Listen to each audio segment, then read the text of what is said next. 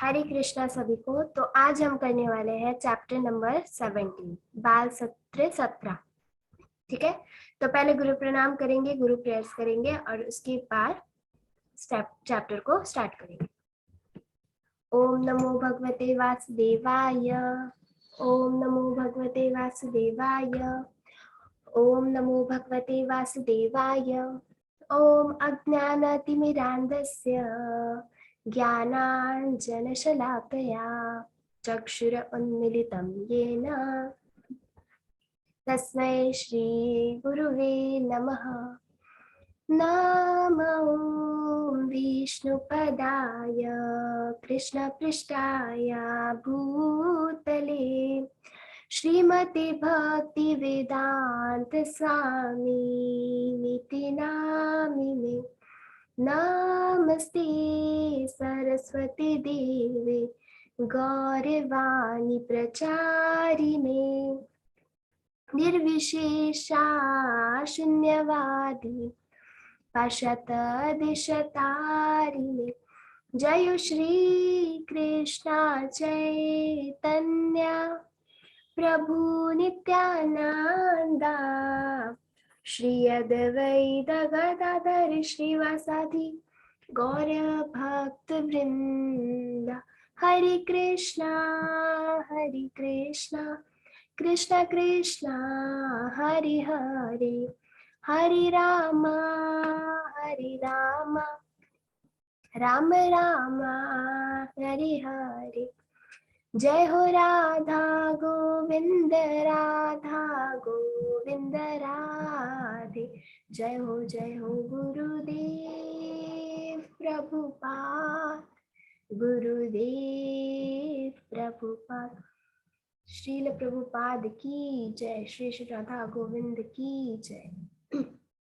Okay, सो अभी हम start करते हैं हमारा 17th चैप्टर, बाल कृष्ण का बचपन। बाल कृष्ण का बचपन यानी जो कृष्ण जी का बचपन है, हम सबको पता है कि कंस के भेजे हुए काफी राक्षसों का कृष्ण जी ने वध किया। वैसे ही एक घोड़ा दैत्य यानी मामा कंस ने कान्हा को मारने के लिए केशी को भेजा। ऐसे ही जो कंस है यानी कृष्ण के मामा जो है वो तो भेजते ही रहते थे राक्षस, तो उन्होंने एक बार किसको भेजा, केशी नामक घोड़े को भेजा। उसको देख के वृंदावन में सभी लोग डर गए कि ये कौन आ गया। बड़े भैया बलराम कान्हा का रूप धारण कर विचरण कर रहे थे। अभी जो कृष्ण जी के बड़े भैया है बलराम दाऊ, वो कान्हा जी का रूप धारण करके यानी हाथ में बंसी, सर पे मोर पंख लेकर ऐसे ही विचरण कर रहे थे, यानी गोपियों को उन कृष्ण का रूप लेके सता रहे थे, जानबूझकर ऐसे कर रहे थे। मूर्ख केशी ने बलराम जी को ही कान्हा समझ लिया और इन पर आक्रमण कर दिया। अभी मूर्ख केशी को यानी को उस मूर्ख घोड़े को लगा कि ये बलराम जी ही कान्हा है, तो उनको बलराम को ही कान्हा समझ के उसने उन पर ही आक्रमण कर दिया।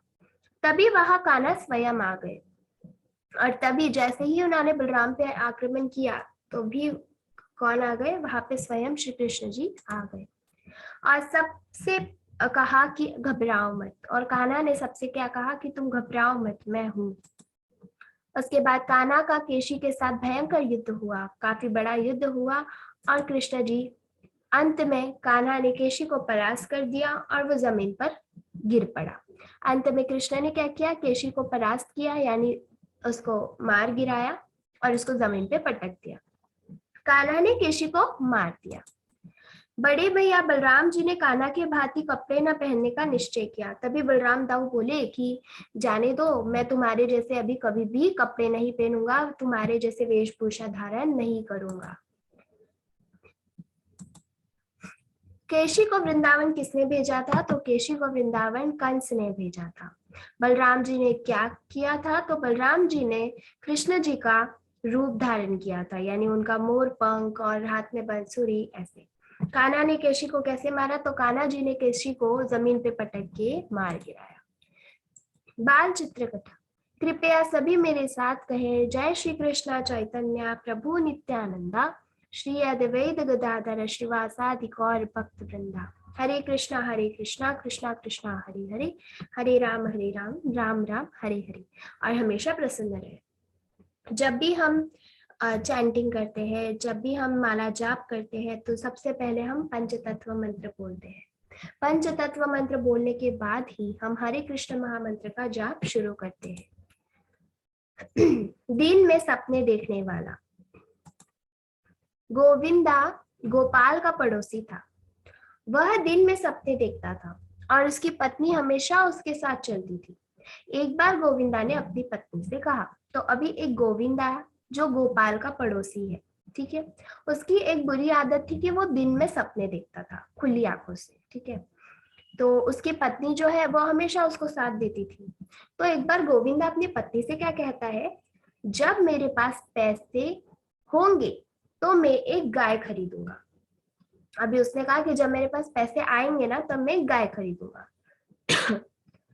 तो उसकी पत्नी बोलती है कि तब हमें शीघ्र ही अतिरिक्त बर्तनों की आवश्यकता होगी, बेहतर होगा कि मैं बाहर जाकर कुछ खरीद लूं। उनकी पत्नी कहती है गोविंदा की कि हमें फिर तो बहुत सारे बर्तनों की आवश्यकता पड़ेगी। जैसे अगर गाय हम लेते हैं तो वो दूध देती है, फिर दूध से हम अलग अलग चीजें बनाएंगे, तो बर्तन तो लगेंगे। तो वो बोलती है कि मैं जल्दी से बर्तन खरीद लेती हूँ। फिर कुछ बर्तन खरीद कर गोविंदा की पत्नी घर लौटती है, ठीक है। फिर वो कुछ बर्तन लेके आई है, घर पर लौटी है। तो गोविंदा बोलता है, इतने बर्तन क्यों लाई हो? अभी वो सवाल पूछ रहा है कि इतने बर्तन तुम क्यों लेकर आई हो? तो उसकी पत्नी बोलती है कि ये बर्तन दूध, मक्खन, छाछ, घी और मेरी बहन को दूध ले जाने के लिए है। अभी उसने बोला कि ये जो बर्तन मैंने लाए हैं तो अभी दूध के लिए, फिर मैं माखन बनाऊंगी, छाछ घी रहेगा, तो ये सब उसके लिए है। और मैं मेरी बहन को भी दूध दूंगी ना, हमारे घर पे गाय आएंगी तो फिर ये मेरी बहन के लिए। तो उसका पति गोविंदा गुस्सा हो जाता है और बोलता है, तुम्हारी बहन के लिए दूध? उसने कभी हमारा भला नहीं किया कि वह हमारी गाय के दूध के लायक है। अभी वो बोलता है कि तुम्हारी बहन के लिए हम दूध देंगे, उसने कभी हमारा कुछ भला किया है? उसने कभी कुछ अच्छा काम किया है? जो वो हमारे गाय के दूध के लायक नहीं है। गोविंदा बहुत क्रोधित हो जाता है और वो बर्तन फेंकने लगता है अपनी बहन की। अब और वो बोलता है, अपनी बहन के साथ नरक में जाओ, तुम हमेशा उसके बारे में सोचती हो। अभी गोविंदा बहुत क्रोधित हो गया है और वो बोल रहा है उसकी पत्नी को कि तुम तो तुम्हारी बहन के बारे में सोचती हो, उसके साथ ही नरक में जाओ। उसके बाद उसकी पत्नी कहती, तुम कितने असंवेदनशील पति हो, आप मेरी भावनाओं को कभी नहीं समझ पाते और ना समझ सकते। उनकी पत्नी कहती है कि तुम मुझे कभी समझ ही नहीं पाओगे और ना तुम मेरी भावनाओं को समझोगे। अब सही बात है ना, अगर उसके पास गाय है, गाय दूध दे रही है, माखन बन रहा है, इतना सब कुछ बन रहा है, तो उसने सोच लिया कि मैं मेरी बहन को भी दे देती हूँ। उस समय गोपाल गोविंद के घर के बाहर से गुजर रहा था और एक घड़ा उसे जा टकराया। अभी क्या हुआ कि उसी समय गोपाल जो है वो गोविंद के घर के बाहर से जा रहा था, तो एक घड़ा जाकर उसको टकरा गया। गोपाल फौरन घर के अंदर गया कि ये क्या चल रहा है। उसने गोविंद को अपनी पत्नी पर बर्तन फेंकते हुए देखा। तो उसने देखा कि जो गोविंद है उसकी पत्नी पे बर्तन फेंक रहा है। तो वो बोलता है, गोपाल अरे रुको रुको। फिर वो पूछता है, गोपाल बात क्या है, आप ऐसा व्यवहार क्यों कर रहे हो? ठीक है, उसने गोविंद से ये पूछा। तो गोविंद बोलता है, यह महिला अपनी बहन को हमारी गाय का दूध देना चाहती है। तो उसने क्या बोला कि ये एक जो महिला है, ये जो मेरी पत्नी है, पत्नी भी नहीं कहा, महिला कहा सीधा, तो ये क्या करना चाहती है, हमारी गाय का दूध इसकी बहन को देना चाहती है। तो गोपाल बोलता है, गाय? कौन सी गाय? देखो गाय अभी तक आई है क्या? गाय नहीं आई, क्योंकि अभी तक पैसे ही नहीं आए।